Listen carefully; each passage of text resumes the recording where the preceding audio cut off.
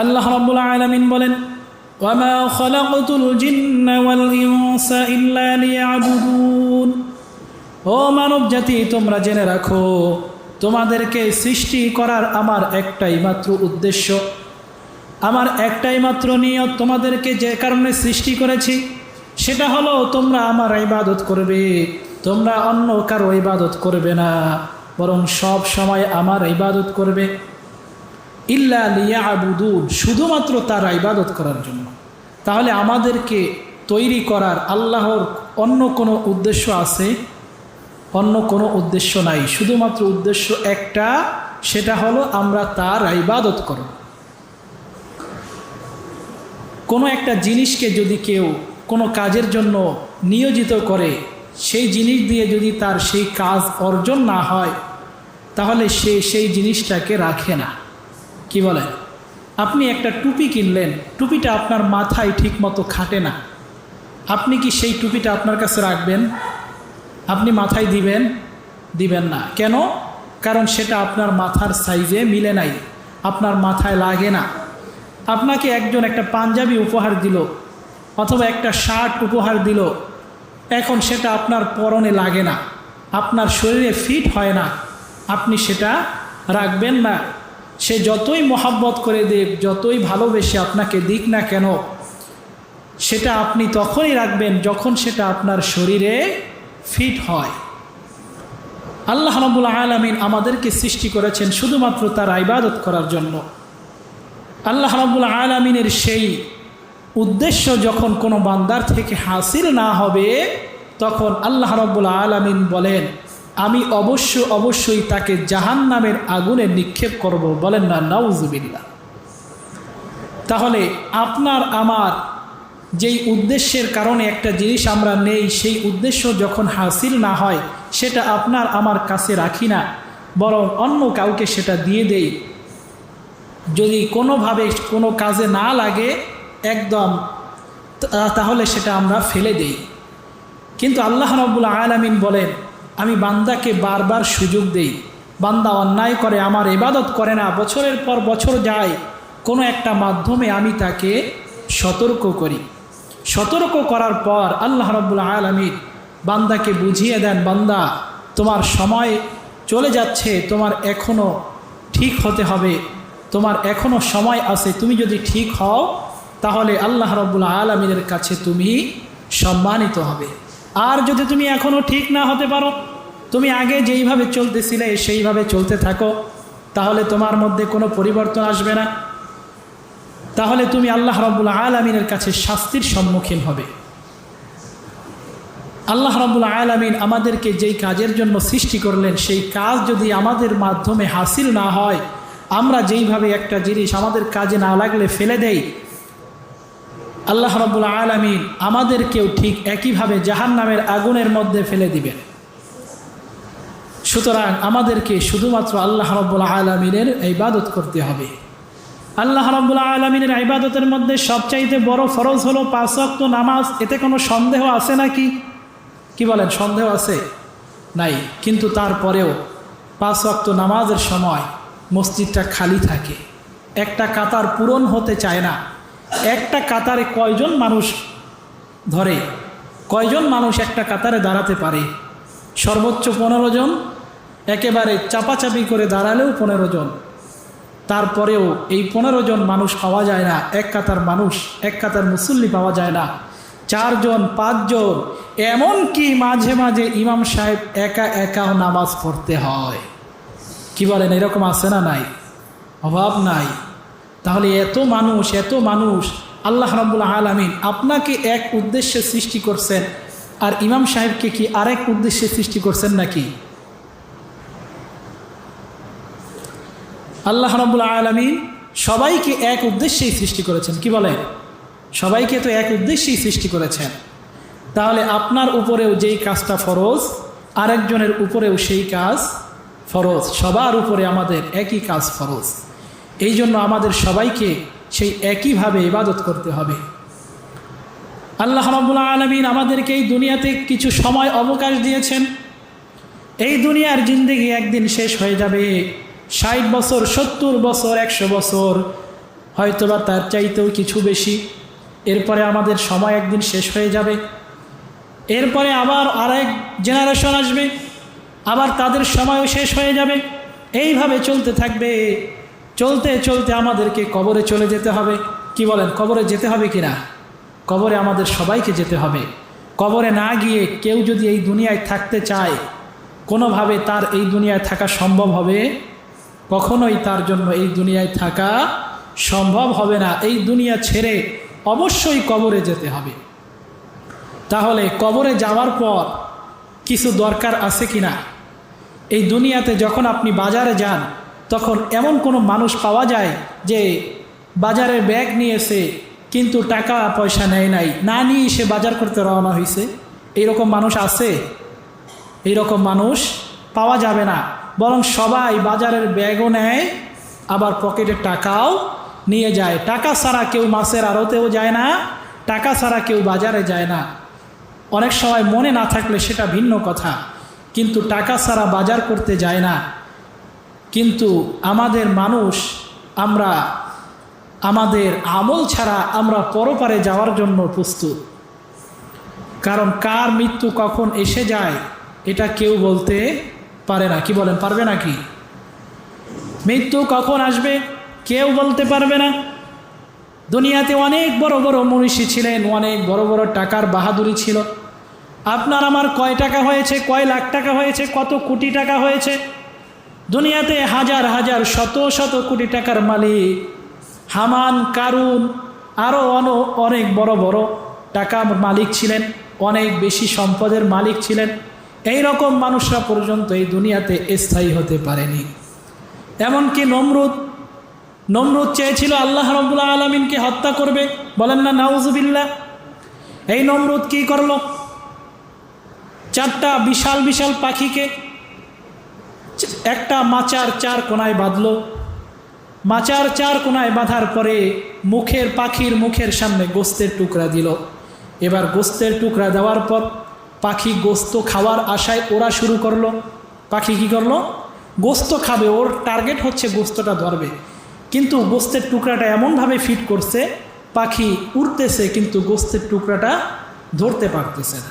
তো এইভাবে সে কয়েকজন সৈন্য সামন্ত নিয়ে ওই মাচার উপরে বসে চারটা পাখির মাধ্যমে আকাশে অনেক উপর পর্যন্ত উঠল। অনেক উপরে উঠার পর এবার সে আসমানের দিকে তীর নিক্ষেপ করলো। যখন কিছুই দেখা যায় না, তো আল্লাহ রাব্বুল আলামিন ফেরেশতাকে বললেন, ফেরেশতা, তীরটা তো আমাকে নিক্ষেপ করছে, তুমি তীরটাকে ধরো। বলেন না সুবহানাল্লাহ। আল্লাহ রাব্বুল আলামিন একটু মজা করতেছেন। এবার ফেরেশতা যখন সেই তীরটাকে ধরলো, এবার আল্লাহ রাব্বুল আলামিন বলতেছেন, এবার তুমি ওই তীরটার মাথায় একটু রক্ত লাগিয়ে দাও। তো ফেরেশতা তখন একটা মাছ কেটে সেই মাছের একটু রক্ত তীরের মাথায় মেখে আবার সেটাকে জমিনের দিকে ছেড়ে দিলেন। এবার নমরুদ হুঙ্কার দিয়ে চিৎকার করে খুশিতে আত্মহারা হয়ে সে উল্লাস করতেছে। জমিনে নামার পর এবার সকল মুসলিমদেরকে ডেকে, নবীদেরকে ডেকে সে উল্লাস করতেছে, দেখো তোমার নবীকে, তোমার আল্লাহকে আমি হত্যা করে এসেছি। বলেন না নাউজুবিল্লাহ। আল্লাহ রাব্বুল আলামিনকে হত্যা করে এসেছি, কত বড় বাহাদুরি! সেই নমরুদ এত বীর বাহাদুর, যখন তাকে হত্যা করার জন্য, তাকে শায়েস্তা করার জন্য আল্লাহ রাব্বুল আলামিন কিসের ব্যবহার করেছেন আপনারা জানেন? একটা মশা, সামান্য একটা মশা, তাও কি ল্যাংড়া মশা। ল্যাংড়া কাকে বলি আমরা? যার পা থাকে না, পায়ে সমস্যা থাকে, এই রকম একটা ল্যাংড়া মশা আল্লাহ রাব্বুল আলামিন ওই মশাকে হুকুম দিলেন, যাও তুমি নমরুদের নাকের ভিতরে গিয়ে, নাকের ভিতরে যে নরম জায়গা আছে সেখানে কামড় বসাও। সেই নাকের ভিতরে গিয়ে যখন মস্তিষ্কে চলে গেল, এবার মস্তিষ্কে গিয়ে যখন মশা কামড় দিল, এবার নমরুদ আর টিকতে পারে না, ছটফট করা শুরু করে দিল। কি হলো? তার সভাসদের মধ্যে অনেক বড় বড় ডাক্তার, কবিরাজ, কেউ কোনো উপায় করতে পারতেছে না, কোনোভাবেই কোনো কাজ হচ্ছে না। একজন এক ওষুধ দিচ্ছে কিন্তু কোনোভাবেই কাজ হচ্ছে না। এরপরে সে কোনো একটা জিনিস দিয়ে যখন আঘাত করে, তখন ওই আঘাতের কারণে মশাটা কিছুক্ষণ একটু থেমে থাকে, কামড় না দিয়ে চুপ করে থাকে। তখন নমরুদ একটু আরাম পায়। তখন সে তার একজন গোলামকে আদেশ দিল, তুমি একটু পর পর আমাকে শুধু একটা করে বাড়ি দিতে থাকবে। তো সেই গোলাম একটা কাঠের খড়ম নিয়ে, আগের কালে জুতো ছিল কাঠ দিয়ে বানাতো, কি বলে, এখন তো কত ডিজাইনের জুতা, চামড়া দিয়ে বানায়, কত ধরনের কত কত হরেক রকমের জুতা আমরা পরি। কিন্তু তখনকার জমানায় মানুষ কাঠ কেটে কাঠ দিয়ে জুতা বানাইতো, সেটাকে বলে খড়ম। তো এবার সেই গোলাপ একটা কাঠের জুতা নিয়ে, একটা খড়ম নিয়ে কিছুক্ষণ পর পর নমরুদের মুখের মধ্যে আঘাত করে। যখন মুখের মধ্যে আঘাত করে তখন মশাটা একটু থেমে যায়। তো এইভাবে আঘাত করতে করতে এক পর্যায়ে নমরুদের মতো এত শক্তিশালী ক্ষমতাধর ব্যক্তি এই আল্লাহর জমিন থেকে বিদায় নিয়ে পরপারে জাহান্নামে চলে গেল। বলেন না নাউজুবিল্লাহ। তাহলে সেই নমরুদের ক্ষমতা কম ছিল নাকি? এই রকম হামান, নমরুদ, কারুন, আরও পৃথিবীতে যত বড় বড় ক্ষমতাশীল লোক ছিল, আল্লাহ রাব্বুল আলামিন সবার পতন ঘটিয়েছেন। এমনকি আমাদের দেশে এমন এক মহিলা ক্ষমতার চেয়ার আঁকড়ে ধরেছিল, কেউ চিন্তাও করে নাই আসলে কোনো দিন এই মহিলা জীবন থাকতে এই ক্ষমতার চেয়ার আর ছাড়বে। আমরা কেউ কখনো চিন্তাও করতে পারি নাই, কল্পনাও করতে পারি নাই। সাধারণ মানুষ ধরেই নিয়েছে এই মহিলার হায়াত যতদিন আছে ততদিন তাকে আর কেউ নামাইতে পারবে না। কিন্তু আল্লাহ রাব্বুল আলামিনের কি লীলা খেলা দেখেন। সামান্য একেবারে অবুঝ বলা যায় এই রকম কিছু সন্তানদের কারণে, এই রকম কিছু বাচ্চা মানুষদের একটা পদক্ষেপ নেওয়ার কারণে, তাদের জীবন দেওয়ার বিনিময়ে আল্লাহ রাব্বুল আলামিন তার পতন পর্যন্ত ঘটিয়েছেন। তাহলে আমরা বুঝলাম এই দুনিয়াতে যত বড় বড় ক্ষমতাশীল ছিল, যত বড় বড় ক্ষমতার অধিকারী ছিল, কেউ এই দুনিয়ার মাঝে টিকতে পারে নাই, কেউ পারবেও না ইনশাআল্লাহ। তাহলে যেই আল্লাহ রাব্বুল আলামিনের সামনে এত বড় বড় মানুষটা টিকতে পারলো না, আপনি আমি সেখানে কি? আপনার আমারও মৃত্যুবরণ করতে হবে, আল্লাহ রাব্বুল আলামিনের সামনে দাঁড়াতে হবে। তাহলে যেই আল্লাহ রাব্বুল আলামিনের সামনে আমাদেরকে দাঁড়াতেই হবে, যেই আল্লাহ রাব্বুল আলামিনের সামনে আমাদেরকে উপস্থিত হতে হবে, প্রত্যেকটা কাজের হিসাব দিতে হবে, সেই আল্লাহ রাব্বুল আলামিনকে আমাদের ভয় করা উচিত নাকি উচিত না? কি বলেন? অবশ্যই উচিত। আমরা সবাই বুঝি, কিন্তু তারপরেও আজানটা যখন হয় বিছানাটা ছাড়তে মনে চায় না। আজান যখন হয় মসজিদে আসতে মনে চায় না। মসজিদে গেলে একটু কষ্ট হবে, একটু সময় যাবে, এই সময়টা ব্যয় করতে মনে চায় না। দুনিয়াতে অনেক সময় ঘন্টার পর ঘন্টা নষ্ট করা যায়, কিন্তু মসজিদে আসতে মনে চায় না। এই তো একটা উদাহরণ দিলাম। দুনিয়ার মাঝে নাফর, কাফের, বেঈমান, আল্লাহ রাব্বুল আলামিনের নাফরমান বান্দারা যত ক্ষমতাশীল হোক, তারা এই দুনিয়ায় থাকতে পারে নাই। আবার বড় বড় আল্লাহর ওলিরা, তারাও এই দুনিয়ায় থাকতে পারে নাই। আল্লাহ রাব্বুল আলামিন তার একজন নবী ছিলেন হযরতে মূসা আলাইহিস সালাম। মূসা আলাইহিস সালাম অত্যন্ত রাগী মানুষ ছিলেন। মূসা আলাইহিস সালাম খুব রাগী মানুষ ছিলেন। হযরতে মূসা আলাইহিস সালামের যখন মৃত্যুর সময় হয়ে গেল, মালাকুল মউত মূসা আলাইহিস সালামের কাছে আসলেন। আসার পরে তার জানটা কবজ করবেন, কিন্তু মালাকুল মউত দরজা দিয়ে ঢোকার পরে মূসা আলাইহিস সালাম রেগে গিয়ে এমন একটা থাপ্পড় দিলেন মালাকুল মউতের মুখের উপরে। মালাকুল মউত সেখান থেকে সাথে সাথে দৌড় দিয়ে আবার চলে গেলেন মহান রব্বুল আলামিনের আরশে। আল্লাহ রব্বুল আলামিনের কাছে গিয়ে বললেন, ইয়া রব্বুল আলামিন, আপনি আমাকে এমন একটা মানুষের কাছে পাঠিয়েছেন, এমন একজন মানুষের কাছে পাঠিয়েছেন যেই ব্যক্তি মৃত্যুকে কবুল করতে চায় না, সে মৃত্যুকে গ্রহণ করতে চায় না, সে মৃত্যুবরণ করতে চায় না। এটাই তো বোঝার কথা। কারণ এবার মূসা আলাইহিস সালাম মালাকুল মউতকে কেন থাপ্পড় মারলেন? এমন একজন পাওয়ারফুল ফেরেশতা, তাকে মালাকুল মউত কেন থাপ্পড় মারলেন? থাপ্পড় মারার কারণটা কি? তো উলামায়ে কেরাম লিখেন, মূসা আলাইহিস সালামের কাছে যখন ফেরেশতা আসতো, তখন ঘরের মধ্যে আসলে সবসময় অনুমতি নিয়ে আসতো। তো মালাকুল মউত তিনি তো আসছেন জান কবজ করার জন্য, তার তো অনুমতির প্রয়োজন হয় না। কিন্তু মূসা আলাইহিস সালাম ছিলেন খুব রাগী মানুষ। তার যুক্তি হলো, মালাকুল মউত হোক না কেন, যেহেতু সবসময় সব ফেরেশতারা অনুমতি নিয়ে আসে, সুতরাং তাকেও অনুমতি নিয়েই আসতে হবে। কি বলেন, যুক্তি ঠিক আছে কিনা? যুক্তি ঠিক আছে। তো আল্লাহ রাব্বুল আলামিন তার নবীর সম্মানে তাকেও কিছু বলেন নাই। তো মালাকুল মউত যখন আসলেন, তাকে থাপ্পড় দিয়ে যখন আবার পাঠিয়ে দিলেন, এবার আল্লাহ রাব্বুল আলামিনের কাছে যখন বললেন, ইয়া রাব্বুল আলামিন, আপনার এই নবী, আপনার এই বান্দা, সে মৃত্যুকে গ্রহণ করতে চায় না, সে মৃত্যুবরণ করতে চায় না। এবার আল্লাহ রাব্বুল আলামিন মালাকুল মউতকে আবার পাঠিয়ে দিলেন, বললেন যাও মূসাকে গিয়ে বলো, মূসা আলাইহিস সালামকে গিয়ে বলো, সে যেন একটা গাভীর পিঠের উপরে তার হাত রাখে। তার হাতটা রাখার পর তার হাতের নিচে যতগুলো পশম থাকবে, ওই প্রত্যেকটা পশমের বদৌলতে আমি তাকে 1 বছর করে হায়াত দান করব। বলেন না সুবহানাল্লাহ। 1 দিন 2 দিন না, প্রত্যেকটা পশমের বিনিময়ে আল্লাহ রাব্বুল আলামিন তাকে 1 বছর পর্যন্ত হায়াত দান করবেন। এই রকম যতগুলো পশমের উপরে সে হাত রাখবে, প্রত্যেকটা পশমের বিনিময়ে 1 বছর করে হায়াত আমি তাকে দান করব।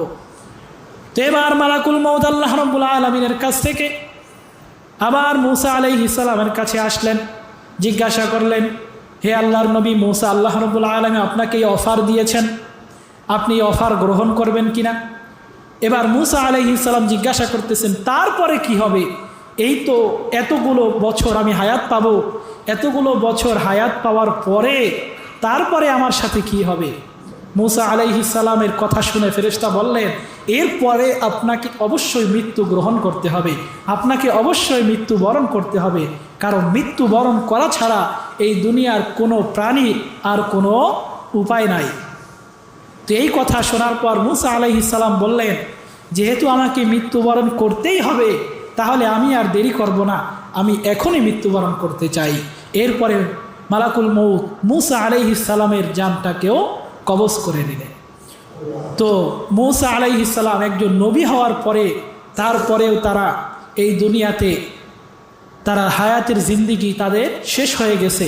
কোনো নবী দুনিয়াতে আসার পরে মৃত্যুবরণ করা ছাড়া এই দুনিয়া থেকে চলে যান নাই। একমাত্র ঈসা আলাইহিস সালাম, তিনি এসেছেন, আল্লাহ রাব্বুল আলামিন তাকে আরশের উপরে উঠিয়ে নিয়েছেন। আরশের উপরে উঠানোর পর কিয়ামতের আগ মুহূর্তে তিনি আবার এই দুনিয়াতে আসবেন। আবার আসার পরে তিনি আবার মৃত্যুবরণ করবেন। তারপরে তিনিও যেই প্রসেস আল্লাহ রাব্বুল আলামিন সবার জন্য যেই প্রসেস রেখেছেন, তিনিও সেই প্রসেস ফলো করবেন। সুতরাং দুনিয়াতে যারাই এসেছে তাদেরকেই মৃত্যুবরণ করতে হবে, দুনিয়াতে যারাই আছে তাদেরকেও মৃত্যুবরণ করতে হবে, দুনিয়াতে ভবিষ্যতে যারা আসবে তাদেরকেও মৃত্যুবরণ করতে হবে। এই মৃত্যুবরণ যেহেতু করতেই হবে, তাহলে মৃত্যু পরবর্তী জীবনের জন্য আমাদের আমল করতে হবে। আমরা যদি মৃত্যু পরবর্তী জীবনের জন্য আমল করি, তাহলেই হবে আমরা হব বুদ্ধিমান। হাদিসের ভাষায় আল্লাহ নবী সাল্লাল্লাহু আলাইহি ওয়াসাল্লাম বলেন, আল কাইয়িসু মান দানা নাফসাহু ওয়া আমিলা লিমা বা'দাল মাউত ওয়াল আজিজু মান আতবা'a নাফসাহু হাওয়াহা ওয়া তামান্না আলাল্লাহ। আল্লাহ রাব্বুল আলামিন বলেন, ওই ব্যক্তি হলো বুদ্ধিমান যে ব্যক্তি মৃত্যু পরবর্তী জীবনের জন্য আমল করে। ওয়াল আজিজু মান আতবা'a নাফসাহু হাওয়াহা, আর ওই ব্যক্তি হলো ব্যর্থ যে ব্যক্তি তার নিজের মন যেটা চায় সেটার অনুযায়ী আমল করে, নিজের মন যেটা চায় সেটাই করে, নিজের মন যেটা চায় না সেটা করে না। আল্লাহ রাব্বুল আলামিনের হুকুমের কোনো ধার ধারে না। মসজিদ থেকে যখন ডাকা হয়, মসজিদে যখন আজান হয়, সে মসজিদে যাওয়ার কোনো ধার ধারে না। এই রকম মানুষ যারা আছে, আল্লাহর নবী সাল্লাল্লাহু আলাইহি ওয়াসাল্লাম বলেন, তারা হলো ব্যর্থ। ওয়া তামান্না আলাল্লাহ, এবং আল্লাহ রাব্বুল আলামিনের কাছে সে সাক্ষাৎ করে এই নিজের নফসানি, নিজের মন যেটা চায় সেটা করার পরেও সে ধারণা করে আল্লাহ রাব্বুল আলামিন তাকে উত্তম কিছু দান করবেন।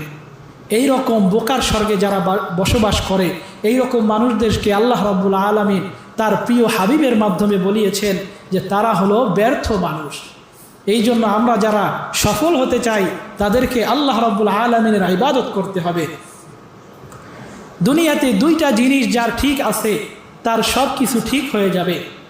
হযরত লুকমান আলাইহিস সালাম, এই লোকমান হাকিম অত্যন্ত বিচক্ষণ একজন মানুষ ছিলেন। আল্লাহ রাব্বুল আলামিন তার নামে পবিত্র কোরআনের মধ্যে একটা সূরা নাজিল করে দিয়েছেন। বলেন না সুবহানাল্লাহ। হযরত লুকমান আলাইহিস সালাম তিনি একজন গোলাম ছিলেন। আল্লাহর নবী সাল্লাল্লাহু আলাইহি ওয়াসাল্লাম তার কথা সাহাবায়ে কেরাম রাদিয়াল্লাহু তাআলা আনহুমদেরকে শোনাতেন। সাহাবায়ে কেরাম রাদিয়াল্লাহু তাআলা আনহুম তারা তার কথা শুনে সেখান থেকে শিক্ষা গ্রহণ করতেন। তো এই লুকমান আলাইহিস সালাম একবার তিনি যেহেতু গোলাম ছিলেন, তার মালিক তাকে আদেশ দিলেন, যাও একটা বকরি জবাই করো, আর বকরিটা জবাই করার পর বকরির যেই উত্তম অংশগুলো আছে সেগুলো তুমি আমার কাছে নিয়ে আসো। হযরত লুকমান আলাইহিস সালাম তার মালিকের কাছ থেকে যখন এই অর্ডার শুনলেন, এই আদেশ শুনলেন, এরপরে তিনি একটি বকরি জবাই করলেন। বকরি জবাই করার পরে এবার বকরির যেই হৃৎপিণ্ডটা আছে সেই হৃৎপিণ্ডটা আলাদা করলেন, আর বকরির যেই জিহ্বাটা আছে এই জিহ্বাটা আলাদা করলেন। এই দুইটা আলাদা করার পর এবার তার মালিকের কাছে নিয়ে গেলেন। মালিকের কাছে নিয়ে গিয়ে বললেন, বকরির সবচাইতে উত্তম অংশ হলো এই দুইটা, হৃৎপিণ্ড এবং জিহ্বা। এখন আমরাও দেখি সবচাইতে মজার জিনিস এই দুইটাই, কি বলেন? বকরির জিহ্বাটা অনেক সুস্বাদু এবং তার হৃৎপিণ্ডের মধ্যে কলিজা, তারপরে ফুসফুসি, আরও অনেক কিছু থাকে। এই হৃৎপিণ্ড এটার মধ্যেও অনেক স্বাদ আল্লাহ রাব্বুল আলামিন দান করেছেন। এরপরে এটা নিয়ে যখন তার মালিকের কাছে লুকমান আলাইহিস সালাম চলে গেলেন, যাওয়ার পর এবার মালিক দেখে তাকে কিছুই বললেন না, কারণ তার মালিক তার কাছ থেকে কিছু বোঝার জন্য, কিছু জানার জন্য তাকে এই পরীক্ষা দিলেন, এই আদেশ দিলেন। এবার এই দুইটা জিনিস নিয়ে আসার পর এবার মালিক সেটা রেখে দিলেন। রেখে দেওয়ার পর আবার কিছুদিন পর আবার লুকমান আলাইহিস সালামকে ডাকলেন, যাও তুমি আজকে গিয়ে একটা বকরি জবাই করো, আর বকরির মধ্যে সবচাইতে নিকৃষ্ট যেই বিষয়টা, যে নিকৃষ্ট যেই অংশ, সেই অংশগুলো আমার কাছে নিয়ে আসো। এবার হযরত লুকমান আলাইহিস সালাম আবারও একটা বকরি জবাই করলেন। বকরি জবাই করার পরে এবার আবারও তিনি সেই একই কাজ করলেন, অর্থাৎ বকরির হৃৎপিণ্ড এবং জিহ্বা এই দুইটাকে কেটে আলাদা করে মালিকের কাছে নিয়ে আসলেন। এবার মালিক অবাক হয়ে গেলেন, কি ব্যাপার, আগেও তুমি একই জিনিস নিয়ে আসলে, তখন আমি বলেছিলাম সবচাইতে উত্তম সবচাইতে ভালো জিনিসগুলো নিয়ে আসবে, আর আজকে তোমাকে বলেছি একই বকরি তুমি সবচাইতে নিকৃষ্ট সবচাইতে খারাপ যেই জায়গাগুলো সেগুলো নিয়ে আসবে। এবার লুকমান আলাইহিস সালাম বলতেছেন, একজন মানুষের এই পশুর মধ্যে যদি হৃৎপিণ্ডটা ভালো থাকে আর জিহ্বাটা যদি ভালো থাকে, তাহলে এই বকরিটা কখনো খারাপ কিছু গ্রহণ করবে না। খারাপ কিছু যদি সে গ্রহণ করে তাহলে তার জিহ্বায় আসার সাথে সাথে, জিহ্বায় লাগার সাথে সাথে সে জিহ্বা তাকে মেসেজ দিয়ে দিবে যে এটা খারাপ, এটা খাওয়া যাবে না, সে সেটা গ্রহণ করবে না। আবার একইভাবে তার হৃৎপিণ্ড যখন ভালো থাকবে তখন সে কোনো খারাপ দিকে চলবে না, মালিক যেটা নিষেধ করবে সেটা সে শুনবে না। যদিও পশু আমাদের কথা শোনে না, তারপরেও লুকমান আলাইহিস সালাম হিকমতান বোঝানোর জন্য তিনি বলতেছে, একইভাবে কোনো মানুষের জিহ্বা যদি ভালো থাকে তাহলে সে সেই জিহ্বা দ্বারা অন্য মানুষকে কটু কথা বলবে না, অন্য মানুষকে খারাপ কথা বলবে না, গালি দিবে না, অন্য মানুষকে কর্কশ ভাষায় অন্য মানুষকে কথা বলে সে আঘাত দিবে না। একইভাবে তার অন্তরটা যদি ভালো হয়ে যায় তাহলে সে দুনিয়াতে কোনো খারাপ কাজ তার জন্য করা বাঞ্ছনীয় হবে না, সে করতে পারবে না। বলেন না সুবহানাল্লাহ। তাহলে দুনিয়াতে দুইটা জিনিস যদি আমরা ভালো করতে পারি, এক নাম্বার হলো জিহ্বা। এই জিহ্বা দ্বারা আমরা কি করি? এক নাম্বার কাজ, প্রধান কাজ যেটা, সেটা হলো গীবত। কি বলেন? সবচাইতে বড় কাজ আমরা যেটা করি সেটা হলো গীবত। গীবত আমরা এমনভাবে করে ফেলি, এটা ডাল ভাত, এটা আমাদের কাছে কোনো কিছু মনেই হয় না। একজন মানুষ সম্পর্কে সে একটা অন্যায় কাজ করেছে, হয়তোবা সে একটা মিথ্যা কথা বলেছে। মিথ্যা কথা বলা ভালো নাকি খারাপ? খারাপ কাজ আমরা সবাই জানি। তাহলে একটা মানুষ সে মিথ্যা কথা বলল, সে হয়তোবা ভুলে বলছে অথবা ইচ্ছাকৃত বলছে, এটা তো অন্যায় কাজ। এখন আমি যদি বলি আরেকজনকে যে দেখেন অমুক মানুষটা কিন্তু এই মিথ্যা কথা বলেছে, এই মিথ্যা কথাটা তার অগোচরে বললাম, এটা যদি সে শুনে যে আমি তার ব্যাপারে বলেছি সে একটা মিথ্যা কথা বলেছে, তাহলে সেই লোকটা কষ্ট পাবে কি পাবে না? অবশ্যই পাবে। কারণ কোনো ব্যক্তি চায় না একজন মানুষ সে নামাজ পড়ে না, এখন আমি যদি একজনকে বলি, দেখেন ওই মানুষটা কত খারাপ, সে এক ওয়াক্ত নামাজও পড়ে না, এই কথা যদি আমি একজনকে বলি, তাহলে এই লোকটা যখন শুনবে যে হুজুর আমার ব্যাপারে এইরকম একটা কথা বলেছে, তাহলে সে কি কষ্ট পাবে কি পাবে না? অবশ্যই পাবে। তাহলে আমি যখন বললাম এই লোকটা, অমুক লোকটা নামাজ পড়ে না, বেনামাজি, লোকটা বেশি ভালো না, সে অনেক খারাপ লোক, তখন এই কথা শোনার পরে যখন সে কষ্ট পাবে, এই কথাটা আগে বলাই হচ্ছে আমার জন্য গীবত। আর আল্লাহ রাব্বুল আলামিন বলেছেন, গীবত করা এটা হচ্ছে মৃত ভাইয়ের মাংস খাওয়ার মতো। আল্লাহ রাব্বুল আলামিন মৃত ভাইয়ের গোশত খাওয়ার সাথে তুলনা করেছেন এই গীবতটা এত খারাপ পর্যায়ে। আল্লাহ রাব্বুল আলামিন বলেন, তোমার কোনো ভাই এমন আছে যারা কিনা সে আরেক ভাইয়ের, মৃত ভাইয়ের গোশত খেতে পছন্দ করবে? মৃত ভাই তো দূরের কথা, একজন মৃত মানুষ তো দূরের কথা, কোনো মানুষ এমন আছে যে কিনা জীবিত একজন মানুষের গোশত খাওয়া পছন্দ করবে?